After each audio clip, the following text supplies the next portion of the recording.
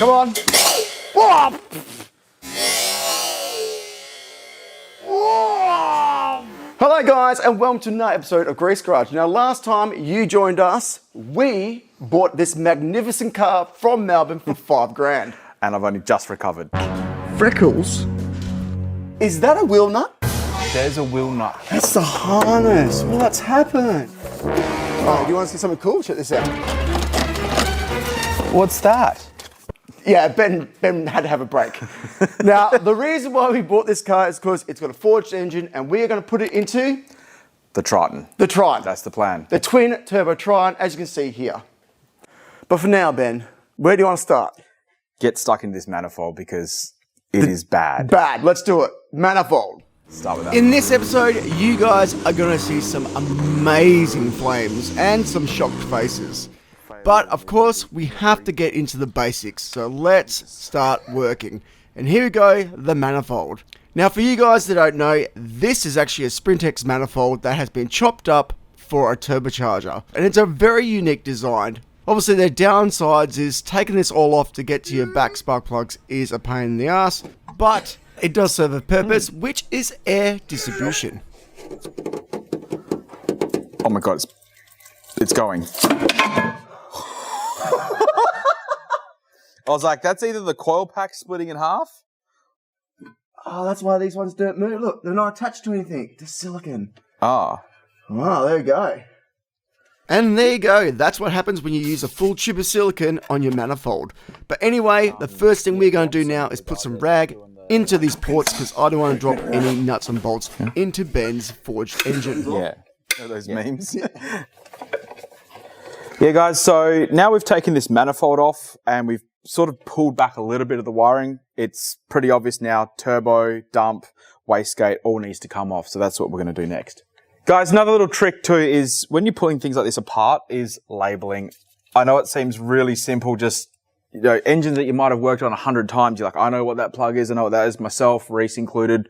We've done all that, but you got to remember we're pulling this out, putting it on a whole different engine, labeling it all back up again. So knowing where these plugs go is a big win for us. Well, here we go. This is everything we've taken our former Ego. Now, what we're going to do, we're going to put this stuff to the side and the wiring we are going to put into the Triton. So that's what we're doing next. So let's get the Triton in here and let's start putting this wiring in. All right, guys. So what we're doing right now is we're taking the harness that was from former Ego and laying it over the engine for this Triton. Not going to be going in right now, but basically figuring out where everything lays, what we need to move, what we don't need to move, and then probably pull out some wiring, extra wiring, and go from there. We are also going to be replacing a lot of the plugs because... A bit crispy. Yes, super crispy. Yeah. Not good at all. But it should be, if we do this right, we could start this up. I would be okay with this. So I would be okay with this too, but I'm not promising anything because every time we promise something with this car... It always, was it never fails to fail? Oh, that should be on a shirt. Yeah. Talking about shirts, merch, support us. Buy it, please. Now, after that shameless plug, you can see that we're getting punished by doing all this wiring. Now, there's a couple of things I should definitely mention. One, we are doing a piggyback system. The reason why we're doing that is because the ECU that we're putting in, that's going to be controlling the engine, and this stock ECU is going to be controlling the automatic transmission. A couple of other things we're doing is we're going from a MAF sensor to a MAP sensor.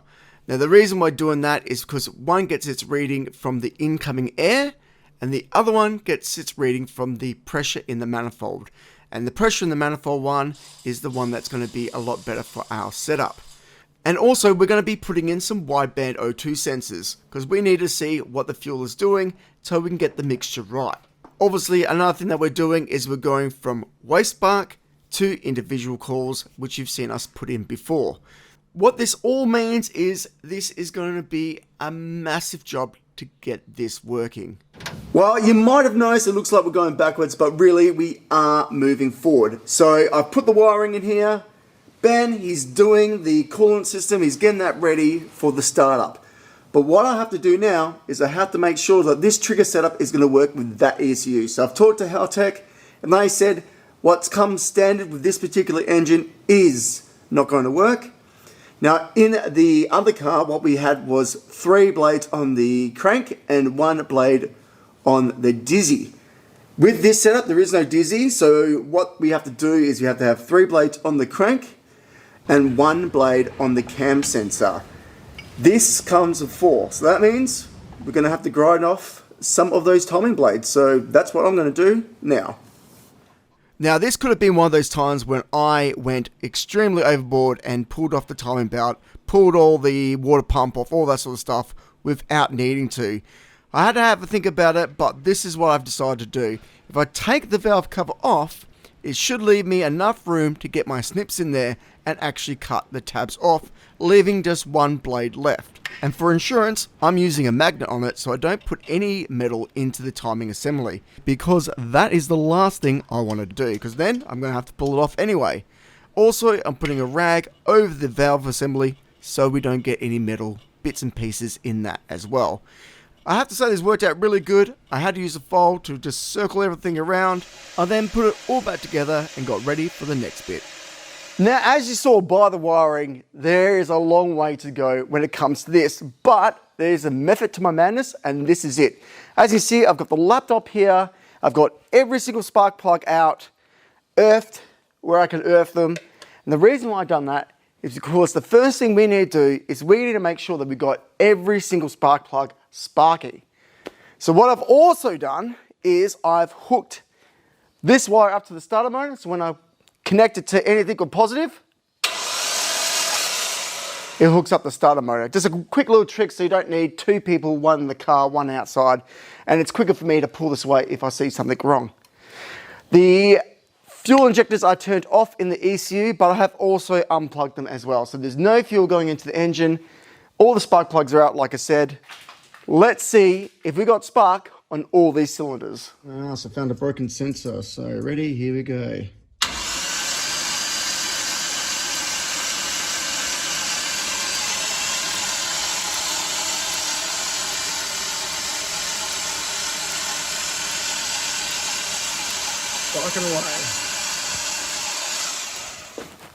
Alright, so we've got the spark plugs in, we've got all the coils hooked up.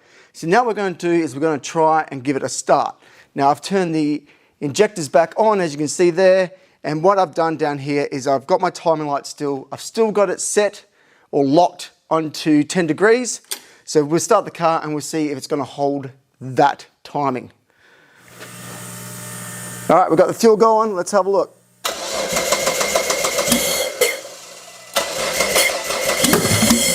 Wow, that's loud.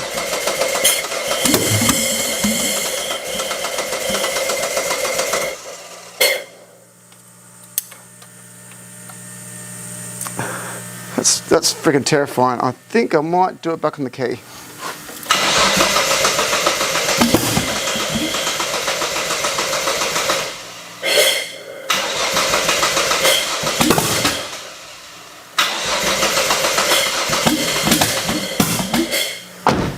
Alright, I think I know what the problem is.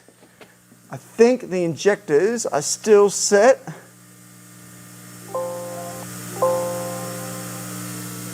Okay, close that down. Injector flow rate. Yeah, 1000 cc's. They're not 1000 cc's anymore. They are 280. So let's put that down to 280. 280. All right, let's try now.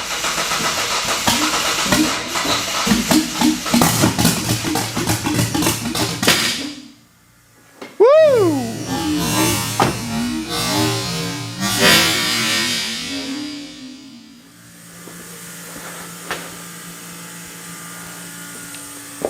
Give me a second. Let's see if I can do some magic and get this running a bit better. As you can see, it's the next morning. The hurdles have come and gone, hopefully.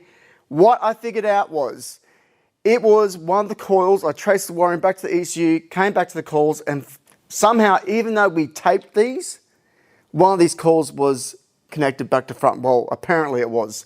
So number 5 on this side was where number 1 is. So when I did the timing, I was timing the engine to number 5, not to number 1. So I've retimed it. It should be at 10 degrees, Now, number one, so it should fire, hopefully. And this is it. We're going to go for now. I'm just going to turn the fuel on and see if it starts.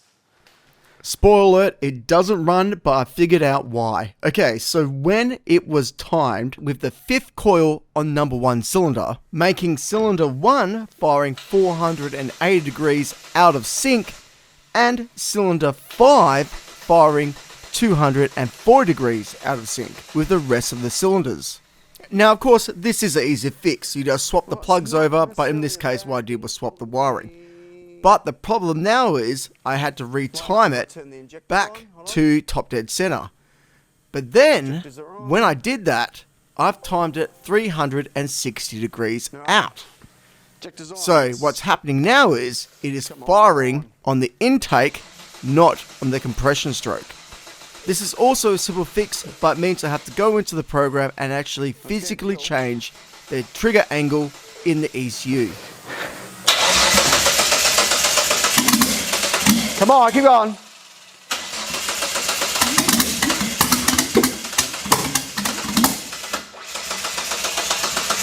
Whoa! Hang on. She's all over the map.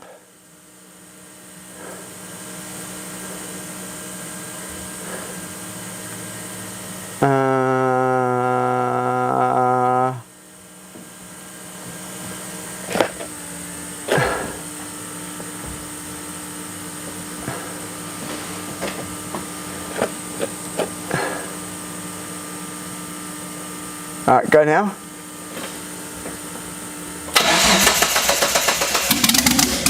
Come on.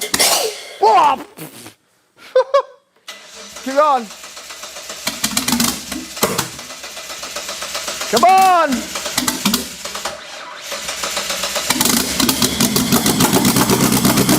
Yes! Yes! Yes!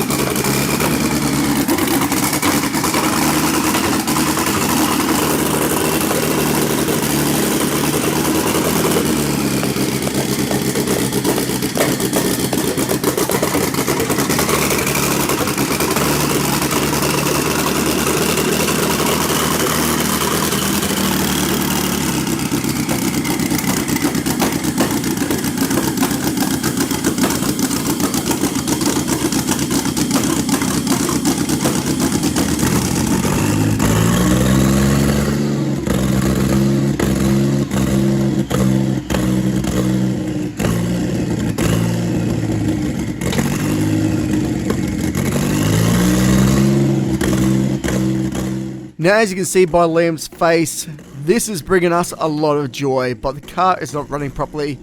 So now we have to go back to basics and find out what's going on. Now, I'm pretty sure we have blown out the seals due to all that backfiring. So now Ben is going to run us through how to fix that. Guys, we have a bit of a dilemma. As you can see, the manifold is off. The mad wizard behind the camera was doing a little bit of tuning on this car, and this is what happened. Yep, that's right, we had a backfire, and because of that, it's blown out the gasket, so now we have to fix that, and while we're at it, we're going to chuck the bigger injectors into the car. And these injectors are a lot bigger, 1000cc injectors. Now, this is actually going to be too small when Ben turns to ethanol or methanol, but for regular fuel, this is going to be enough for this engine to make over 500 horsepower, and let's face it, a stock engine isn't going to be anywhere near capable of making that. But in the old car, for my ego, it was making that power, but the only downside is these injectors have been in that car for a very long time, so it only makes sense to test them and put them through a clean and then retest them and see where we're at. Alright, so we just did these injectors, and of course they're not all 100%. These injectors are probably, I don't know, Ben, what do you reckon, 10 years old? At least 10 years old. So we're within 3.7%, 4%. So what we're going to have to do is when we put these injectors in, we can go into the tuning program, hopefully on the ECU, and we can butt them up a couple of percent. So they're all within each other. But then we also got to remember that that manifold is not going to flow evenly either. So it's kind of a bit of a guessing game, but I'm sure we can make it work as long as we've got them marked, and that's what we've done here. So now that we've got the injectors sorted, it's time to move on to the boost control. Now, as you saw, we're not running wastegates. We are going to do something completely different, but first off, let's install a bracket. So, well, basically it's arts and crafts day today in Grease Garage, and I get to play some cardboard, some side cutters, and I've been given a pen, and that's all I'm allowed. But basically what I'm doing is making a bracket for the boost control solenoid.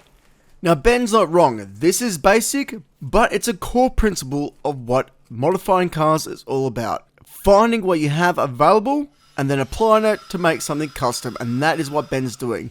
With a bit of cardboard, a bit of aluminium, a pen, a paper, he's able to make something work. Alright guys, so I have actually successfully made this plate and bolted into place without any of Reese's help. I promise you it was entirely me, made it perfect, first time. No Vicarage Customs at all. Hey! So now that we got that boost control solenoid connected up, let's talk about the wastegate. We are putting a wastegate on the intake. Now why are we doing this? Well, there's a couple of reasons, but it's best to show you how we're doing it, and then we'll explain it. Some good wells I just did. Now Reese, can you explain to us what is going on here and what that part is? Well, we got the gooch, and I just felt like a good gooch needs an extension coming out of it. No, actually, the reason why we're doing this is because we're doing something completely different that people normally don't do. We are putting the wastegate not on the exhaust side, we are putting it on the intake side. Why? Because I just like to be different, to be honest. Well, fair enough. I mean, no, the whole point of this is your turbos will be able to spool up a bit quicker. Okay. Because obviously when the wastegate is trying to control boost, it opens up a bit, which means you're losing energy. But this way also is this will let out boost. Your turbos are going to be spooling, so when you change gears, yep, you're going to have instant boost again. Your turbos never lost energy. So, yeah. We don't know if it's going to work though. I'll stay confident, and especially the way that I'm welding, I'm pretty happy with the way my I mean, your welds are just awesome, Ben. Yeah. Yeah, show them how it's done. Yep, all right, no worries. Yep.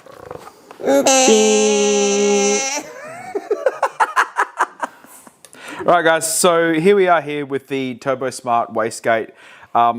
We don't actually know what spring is in here, so one of the things I'm doing right now is just taking this off and trying to work out what it is and hopefully set it to around somewhere between 5 to 10 psi, because we do not want to send the pistons to the moon. So knowing what's in here first is pretty critical. So as you can see from the diagram in the corner here, the wastegate is controlling boost pressure by simply opening up its valve and releasing pressure. Now, because it's actually on the intake and not the exhaust, really it's just like an atmospheric blow-off valve, except it's actually controlling boost pressure, not just opening up when the throttle body is closed. Now you will see that we're looking at the springs and we're measuring them. That's because these are aftermarket springs we found out, and they're not from Turbo Smart, which isn't a bad thing. It's just that we have to be a bit careful when we actually choosing the spring, because your spring actually determines what your base pressure is, or your minimum pressure. So you don't want to be putting a 20 psi spring in it when an engine can only handle 10 psi, for example. Another thing I like to do is I like to check the diaphragm, make sure there's no holes in it. And then when we put all that together, I like to put some compressed air and make sure that valve is actually moving up and down. Very much working. Very much working. Now we're almost there, ready to get this car started. But before we do, I just want to put out a big thank you to Isaac, our auto electrician from Perth. He's been a champion in the background. He's been working pretty hard to make sure that everything is wired up, ready to start this car. So we had dead spark plugs. Dead spark plugs. How many? 3 dead Three dead spark plugs. That's insane. Okay, 3 dead spark plugs. Yep. We just chucked in some crappy ones. Mm-hmm. We've redone the base timing. Base timing, yep. Mm-hmm. Cleaned the other spark plugs that were in there. And adjust, just base time, change the spark fuel plugs. rig. And adjust the fuel rig. And adjust the fuel rig. All right, so, okay. Yep, there's a fair bit. A fair bit. This is why it's nice to have multiple hands when you try and do this stuff. Oh, yeah. No. That's from the turbo. All right, let me put the fuel pump on. We're all just like, we're just going to stand back. Stand in the middle Oh, I shouldn't get shot.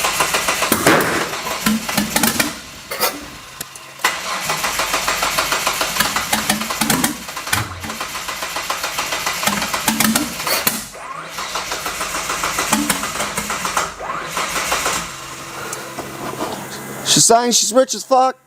Yeah, I reckon it's rich as fuck.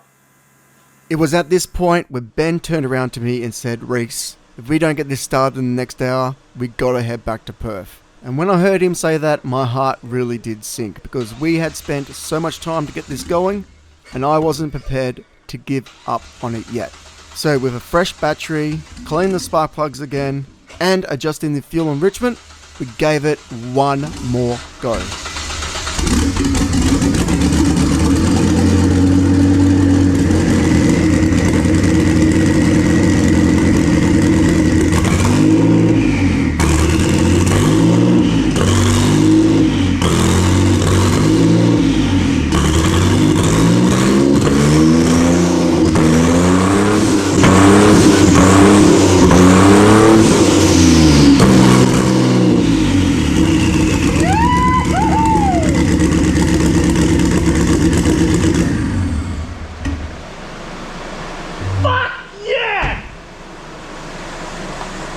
You fucking believe now? You fucking believe now? I just want to feel the heat off these turbos. Get some marshmallows, you reckon? Honestly. Oh, we should so do marshmallows. Fucking s'mores over it. Oh, that'd be hilarious. Let's get some marshmallows. Sausages. Oh my God. Which I'll make a plate so at burnout comps you can put it over there and you can like cook snaggers. Guys, this is the outro. Yeah. We've got it running. We've got on the ECU. I'm pretty sure we did see a bit of boost then when Ben was Yep. getting a bit happy on it. What a big 2 days. Now, the reason why it's a bit slow on the throttle is because we haven't got the throttle enrichment Yep. done right. Yep. This is now becoming more of a tuning thing. Yep. But we made a list and there's still a heap we need to do. Now, by let's bit. talk about those spark plugs. Oh, What was that? So we had 2 dead spark plugs, 2 or 3, we don't know. three spark plugs. I don't know what the go is. Ben's going Yep. to get some Go more. Get some more one. Yep. It'd be great to. We should get a spark plug tester and see why they did that. Maybe the porcelain cracked. Maybe. I don't know. This engine is burning a lot of oil. We know Yeah, that. we know it's not healthy. So that might be why. I'm bummed. I've never seen that before. Reese, Isaac, I do want to say to both of you, thank you so much. Yes, I was gonna because say, this is a big weekend thank for you. us. 2 days, like non-stop, but we got so much done. Brackets, wiring, bit more wiring. Yeah, it was overall, pretty much all Isaac, really. We were just playing We're around. just drinking, it's fine. Yeah. I also want to say thank you to my brother Liam. Off camera, he helped me a fair Yep. bit. As you can see from this snippet, he was there giving me a hand. Testing. Yeah, look, it's getting there. 1,000 so close. cc's. We've got compression. Yep. We've got the turbos connected. It's running, it's boosting, it's doing its thing. It's doing what it should be. Oh, mate. So close. Next episode, what are we doing? We're doing a skid next episode. We keep saying this. It's like episode 27. Let's do a skid. Let's do a skid. No, we get there. I think I reckon next week. we could probably do a skid now if we really want to, but I would like to get the throttle Yeah, we got to get a few things and tied get up. the thermofans working properly. Yeah. Maybe we'll just keep it as a surprise, you know, maybe a teaser. They have to watch to the end of the video. No, I'm not doing that. That's mean. All right, guys. I'll see you guys All right, on the see you next later. episode of Grease Grudge. Buy some shirts. Yeah, please. See ya. Like and subscribe.